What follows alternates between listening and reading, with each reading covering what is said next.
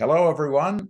I'm Jim Paymar, and you are listening to The Big Shift, the podcast that looks at the challenges our world, our economy, our politics, and our environment confront. Today, we're looking at something that we take for granted, but has a significant impact on our environment in numerous ways: lighting. Electric lights are on 24 hours a day around the world and represent more than 15% of the world's total electricity consumption. The International Dark Sky Association estimates about 30% of all outdoor lighting in the U.S. alone is wasted, adding up to $3.3 billion, and the release of 21 million tons of carbon dioxide per year, equal to planting 875 million trees a year. It's another huge environmental problem, looking for a solution.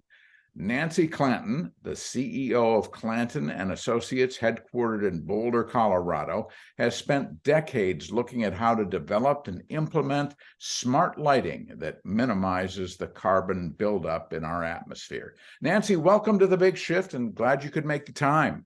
Well, thank you so much. I feel very, very honored to be part of this podcast. Thank you.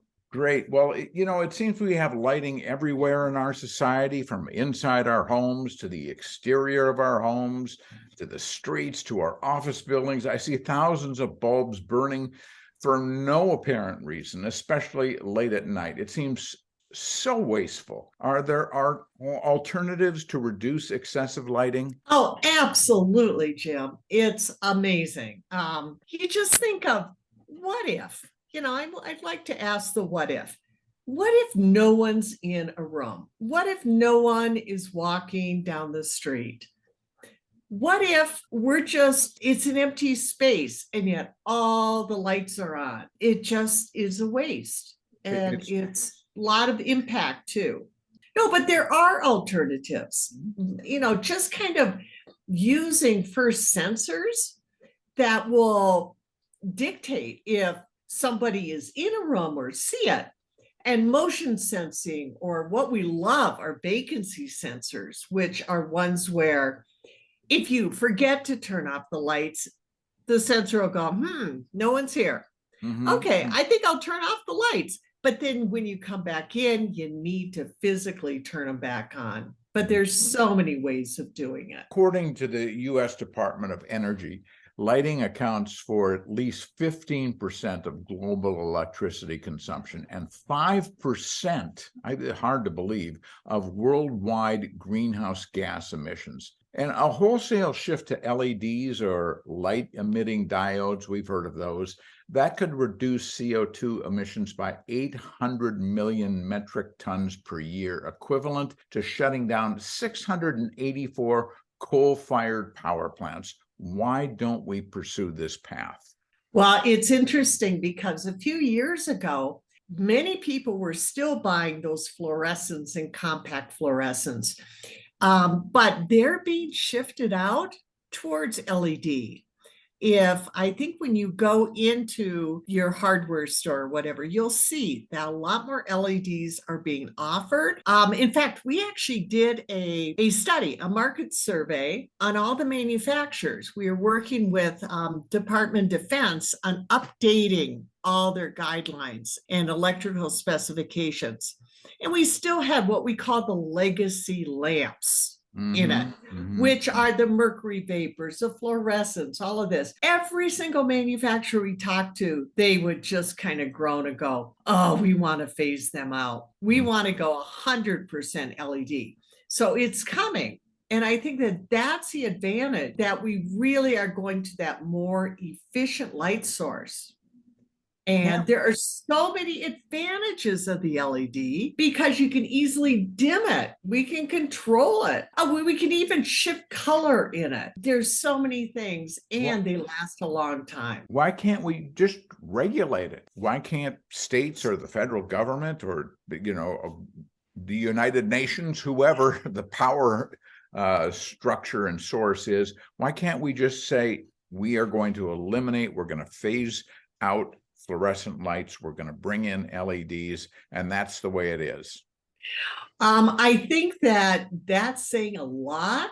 Yeah. Plus, with all of the manufacturers that still have these, in stock, or the buildings that have it and they need replacements. But what they are regulating is the energy, through energy codes. You no longer can go and get a permit for a building if you're using incandescents in your watts per square foot calculations. The only way of doing that is with high efficient light sources. So I think indirectly they are being regulated out, just through the energy codes. Given the fact that the commercial sector, which includes institutional buildings, public street and highway lighting, that consumes about 11% of total commercial sector electricity. Is there a way to make a big shift away from using so much light so we can decarbonize our cities? Oh boy, what a great question. Yes, yes, and yes is the answer. A lot of it is the perception of light. This whole thing like, oh, we need light for security. We need light for our safety. More light, the better. We have discovered in our research that more light doesn't necessarily help with all those things. In fact, sometimes more light changes your adaptation. So you're adapt to the higher light level. And when you walk out of it or go out of it, we take a while to get used to lower lighting levels. I mean, think of going into a dark movie theater in the middle of the day and you go, ooh, I can't see anything, until you get adapted. We discovered in our research, lighting level has nothing to do with how we see. Everything we do, we see by contrast and what we're adapted to. So I could walk very comfortably in the moonlight as long as there are shadows and you can see shadows on the stairs. In fact, I work with the National Park System. We have found we can light visitor areas at 2 moonlights, which is a fraction of the lighting levels you would find in our cities. And people can see just fine. We getting back to LEDs for a second, certain kinds of lighting also burden the environment due to their wasteful energy consumption. I believe these numbers are correct. A typical 100-watt incandescent bulb uses 75% more energy than the equivalent CFL, the compact fluorescent light, and 80% more than its LED equivalent. So this energy increases utility costs, and it's responsible for creating higher levels of greenhouse gas emissions. And again, why can't governments mandate changes so that we can confront this climate catastrophe that we are now confronting? It's a great question. And I think that what governments are doing, or at least local governments, are looking at kind of codes that you would say, a building code that you can't put out more than so much light on your property. You can't aim it at someone else's property. You have to turn it off. Many of the energy codes and local building codes do talk about curfews. You have to dim your lights or turn them off.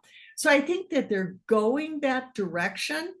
And again, from the energy codes, that we have to limit it. But it's something that, another issue, the disposal of a fluorescent light. I hope no one out there will do it, but it has mercury in it. So you have to bring it to a safe disposal spot. Anytime a compact fluorescent or tubular fluorescent. So that may be one way. And people have stopped making them because of that mercury issue. So I think a roundabout way we may be getting there versus just banning it. And plus, you talk about LED lighting. That's just one type of solid state lighting. I would predict that in the future, we're going to start seeing laser lights, which we can are at least 30-40% more efficient than LED.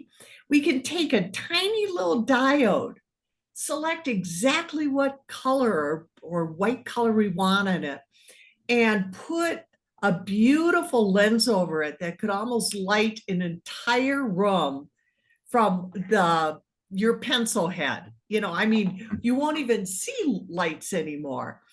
The car manufacturers are using it, for headlamps. Oh yeah, but you're blinded by headlamps and But not if you can control it. You see, that's the whole thing. If you can get the lensing on it, then you can do a lot. And I really do see, people think of lasers as, oh, that's so bright.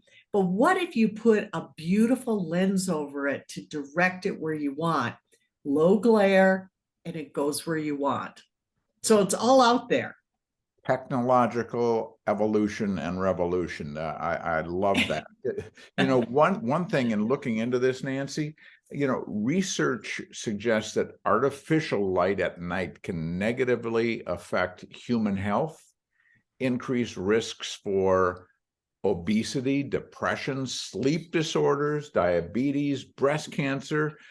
Like most life on Earth, humans adhere to a kind of a circadian rhythm, our biological clock, so to speak, a sleep-wake pattern governed by day and night cycle. Artificial light at night can disrupt that cycle, and we don't hear much about this. Your thoughts? You're absolutely right. In fact, don't your own pattern during the day. How many of you actually get outside and take a walk in the morning? Because what we need in the morning, we need the blue light from the sky to hit the bottom part of our retina. Mm-hmm. That kind of triggers our daytime stimulus, and it puts to sleep our melatonin or suppresses it. And as the evening goes or the late afternoon, everything shifts to where we need that warmer light. The sun shows us beautifully. As the sun sets, that sun goes red, and it's kind of signaling to us we need to go red light. And I look at that and go, wow, it also needs to come to the top part of the retina as the sun goes down, or firelight, whatever. Right. Because that way we start producing melatonin, which really helps us sleep. So yes, what our interior lighting can do is simulate that. So be careful when you go to the hardware store and buy LED lights. I would not recommend buying daylight lamps. Buy the lights that are warm color, because we're going to be turning on the lights at night.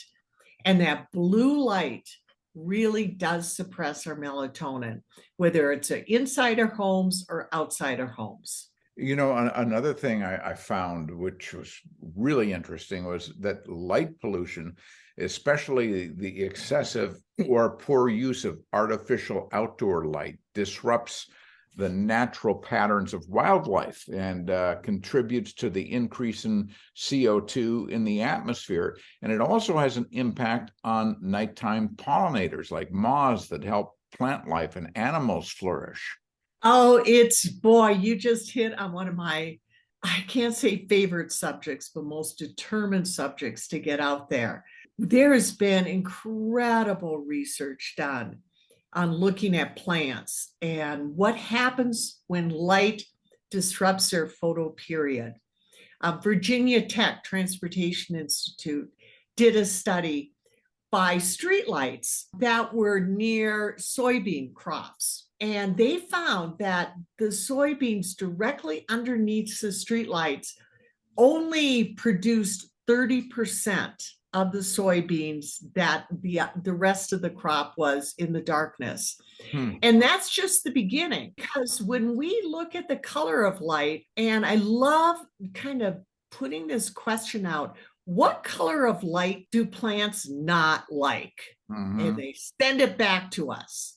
What do you think it is, Jim? It's those bright lights that I see people now using to display their trees and bushes because they want this attractive looking bush. I know. And believe it or not, what color is an evergreen tree? I'll ask you that. Yeah, it's green. Yeah, it's sending it back to us. Say, yeah. I don't want this green light. They absorb the red and the blue and these other colors. And yet we as humans, we see green light better than anything else, or green things. It's almost like we had to find food. So we're the opposite of plants. And yet one thing we have in common, blue light really disrupts their photoperiod, our circadian rhythm. And that's the problem, because a dear friend of mine, Naomi Miller, she said to me, Nancy, the critters in the plants can't close their blinds at night. Right. That's a good point. And studies that show that light pollution is also impacting animal behavior, such as migration patterns, wake sleep habits, and habit formation, because of light pollution. Sea turtles and birds guided by moonlight during migration, they get confused, they lose their way, and sometimes they often die. It's so true. In fact, many of you may not know that birds actually use the moon, to be on one side of them, and they follow it down in rivers and mountain ranges. They have a set pattern that they migrate by. And the light of the moon is critical for them. If there's a bridge that goes over a river that they're trying to navigate down, they get confused and they just circle the river around or the bridge and round and the round and the round, and they can't do much for it. Or a high-rise building with all the lights on. There's, really an issue. In fact, some cities actually will turn off their lights in their buildings during migration patterns. And, it's really important to see the type of the light, that we don't disrupt the migration. And you're right, it is critical to increase this and to get rid of light pollution. You know what I wish, Jim? I wish EPA would say light pollution is real pollution. Would that be great? Yeah, well, a lot of things would be great with the EPA. It needs a lot more teeth. It needs a lot more resources. We need to really give it the kind of strength that it needs to change the way that we operate in the society. I wanted to get back, though, to the dimming technology that you talked about. It continues to advance, and consumers sometimes do adopt to this trend in their homes and offices, and they see benefits to both the quality of life, and it drives down their utility bill. Besides the obvious energy savings of dimming your lights using less wattage, dimmers also extend the life of your light bulb, providing security for the investment that you make in quality and energy efficient light bulbs, correct? Absolutely. In fact, in my home, I use dimmers to set different moods. Like if I just want a quiet mood, and plus my light bulbs will actually get warmer as they dim. So it's kind of dim to warm. So you can change the color to be more soothing, more relaxing, better for your melatonin production. And that's what LEDs can do, is we can change colors. We can provide that beautiful warmth. And, like you said, boy, look at all the energy I'm producing. I kind of wish my watch, how your watch will tell you how many steps you've done and everything.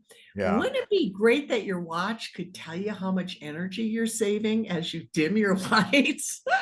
Well, these are all things that'll come in the future. I hope. I hope the brilliant people like yourself who are working on these kinds of lighting and engineering projects get with the drift, and we all have a stake in reducing the amount of energy that we use. I have to brag a little bit about where I grew up. I live in New York now, but I grew up in Minnesota, and I return every summer to the Boundary Waters Canoe Area Wilderness. It's along the Canadian border.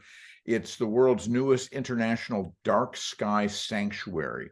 This is the 13th location in the world to gain this special designation, and it's 1.1 million acres in size, so it's the largest. And when you see a sky in the darkness, it's hypnotizing. Is there anything that we can do to create more of these sanctuaries? I remember being in the Boundary Waters and outside Duluth and seeing the Northern Lights.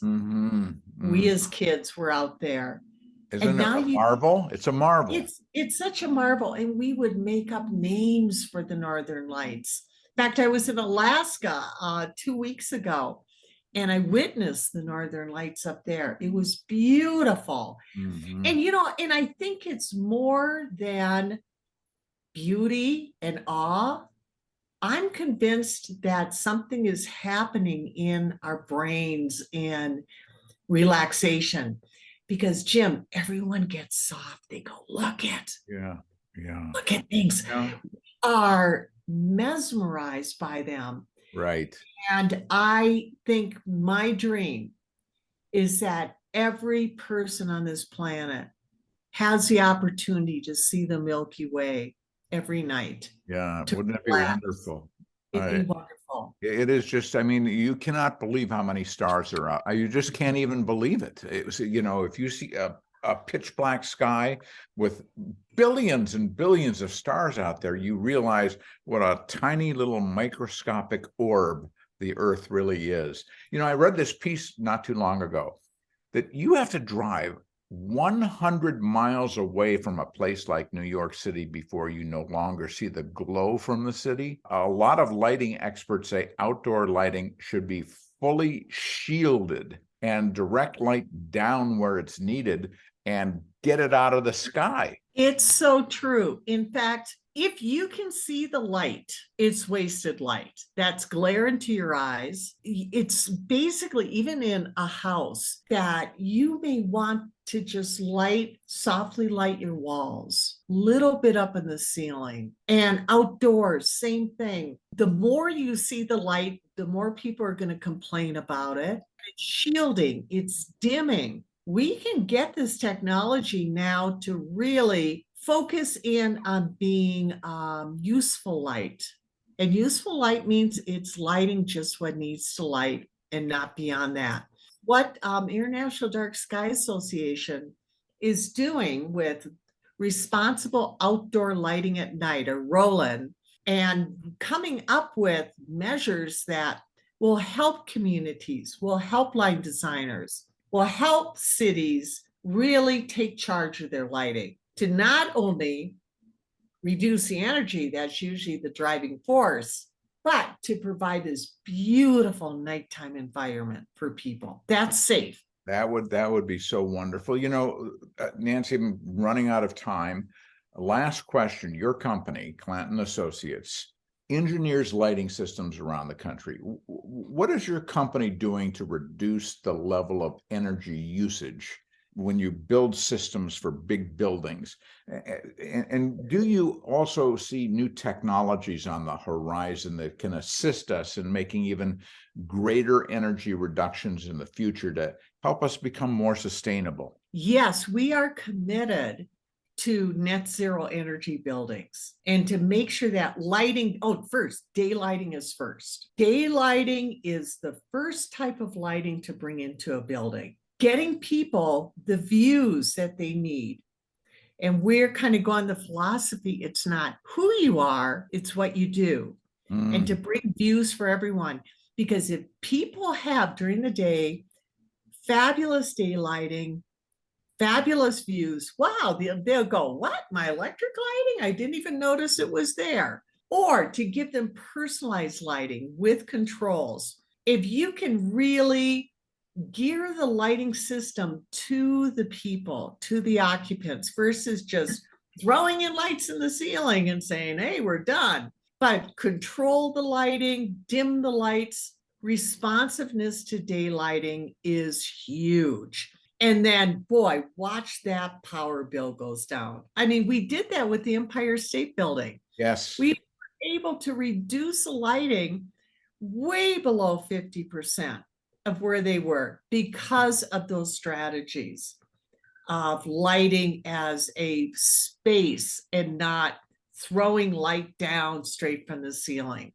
And with controls, and control strategies and technologies are awesome right now. You can do almost anything you want with them. So, I mean, bottom line is if we creatively get together, people like yourself, especially, who are experts at this, we can reduce our power bills. We can create a calmer atmosphere for ourselves, calmness in our environments in general, and also reduce, which is the big thing, reduce our carbon output and make ourselves more sustainable so that we can save this wonderful planet that we live on.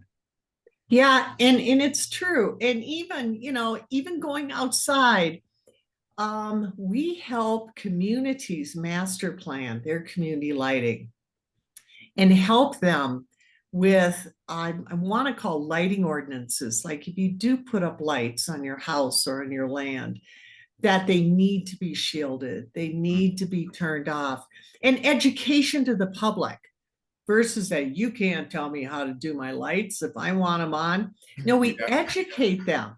Right. And it's fabulous. We bring the public out and walk them through demonstrations and have them do surveys. And, every time we've done this, they haven't noticed when the lighting levels are down to 25% a light level. Mm-hmm. No one notices it because they're adapted to it. And so it's that whole thing and educating the public, educating the law enforcement. One city I'd love to tell you. And governments, I'm out of time, Nancy, and we're going to have another discussion about this in the future. But thank you so much for being with us and taking time with us today to explain one of our little discussed environmental issues, which is lighting, where we can all make changes and advancements for our planet. That was Nancy Clanton, the CEO of Clanton and Associates, headquartered in Boulder, Colorado. Thanks again, Nancy, for being with us. Thank you, Jim. What an honor. And I'm Jim Paymar. You've been listening to The Big Shift, available wherever you get your podcasts. Thanks for listening today, and stay tuned for the next episode of The Big Shift coming soon. Stay tuned.